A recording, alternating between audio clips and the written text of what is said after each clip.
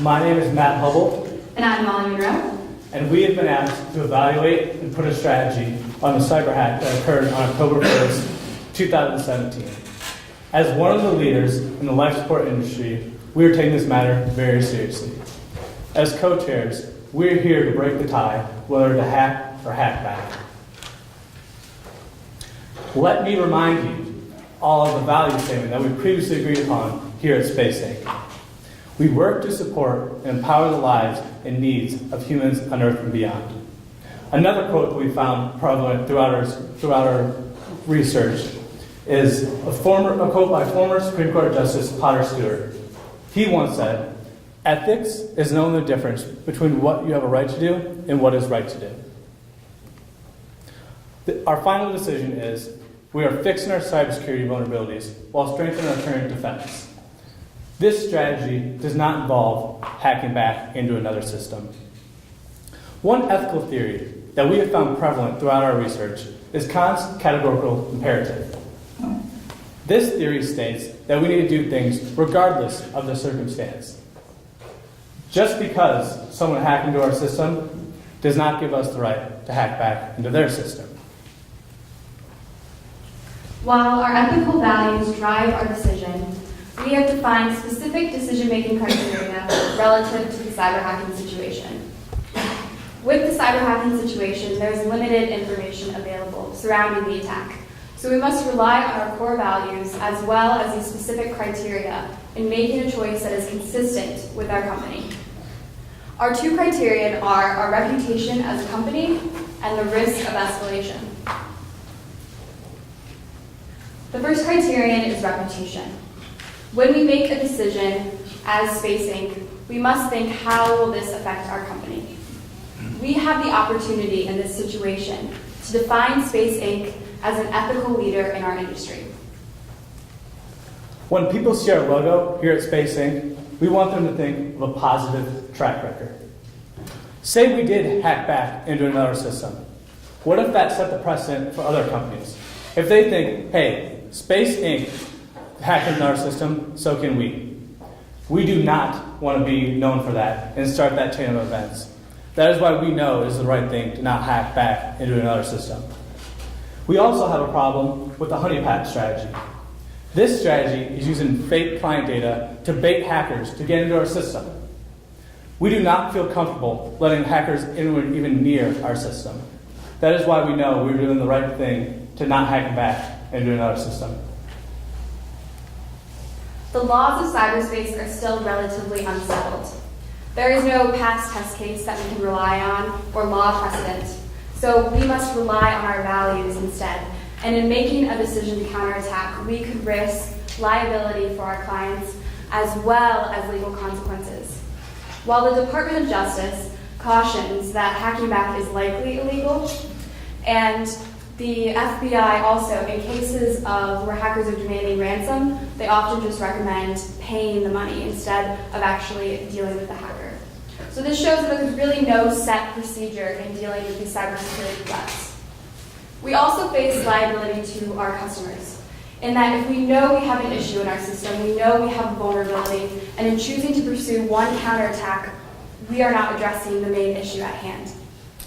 And also, we are liable if we're using the honeypot strategy, we're letting a hacker into our system and we're letting them possibly get our third-party data and get our client data, which would leave us liable for that breach. Also, we have to consider the ethics behind this. Ethics are moral values in action. And in deciding to pursue a counterattack, we are making the act of hacking universal. And by using Kant's categorical imperative, we're saying that hacking back is going to become a universal action, and it's okay. But hacking back is never ethical. It's unethical regardless of circumstance and regardless of bias. And we must make a decision that is aligned with our ethical values. The second criteria is escalation. This is risking unintended consequences.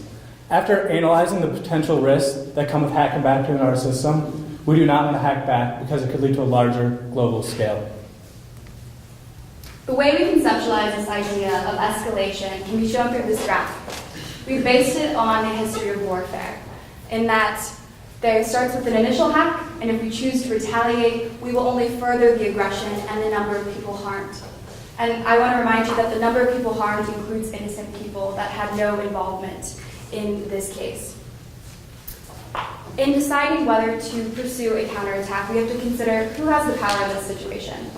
Does a private company have the right to hack back, or is this something that should be left up to the state? If we start at an initial hack, there is a level of aggression, and there are people harmed. But in choosing to retaliate, we are only furthering that harm. And it can quickly become accelerated as common cyber hacks would become more difficult to make proportionate and also to target. So more innocent people would be affected and more people harmed. And our fear is that it could also ultimately escalate into a digital arms war and an all-out cyber war, which so many systems are vulnerable as is, and we don't want to make that risk. The trend is exponential in that it's not a one-to-one ratio. It will only further harm people and harm more innocent people in choosing to retaliate. That is why we are making this commitment. Understanding the security breach while investing in the protection of our clients will secure our position as an ethical leader in our industry. We want to educate our employees on cybersecurity. We know if someone has access to our computers at Space Inc., then they all need to know about cybersecurity. There are a few things we want to make sure that our employees are educated about cybersecurity. First, we want to have specific sessions just to get them knowledgeable about the situation. Second, we want them to potentially realize hacks into the system, and we'll teach them ways to stay away from it, whether that's not clicking a suspicious link in their email or be careful when they're on social media.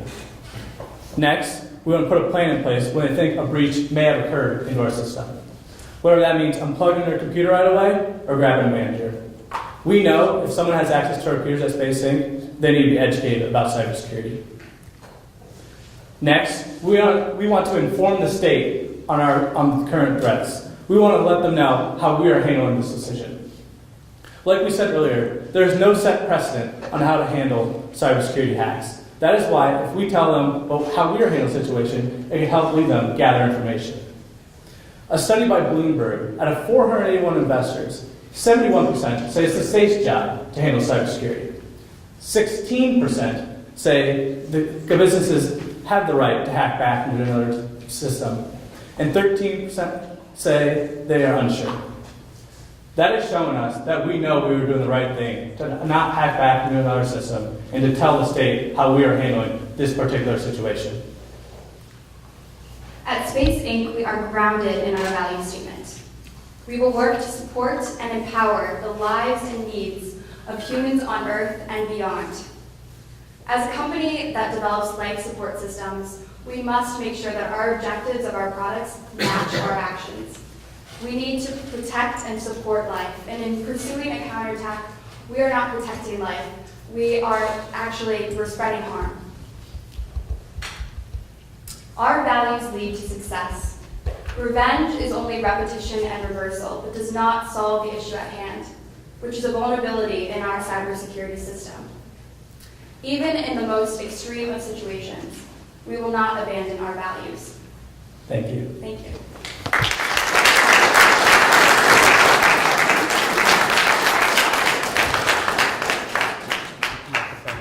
I'm going to take this and they're going to pose questions, so come on up. Okay.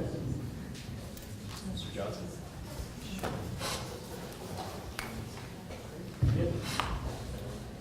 The law is still unsettled as there has not been a clear test case for hacking back yet. When cyber attacks do occur, law enforcement and state responses are often too slow to protect, prosecute, or deter cyber attackers. Under what circumstances could a hackback be ethical? Thank you.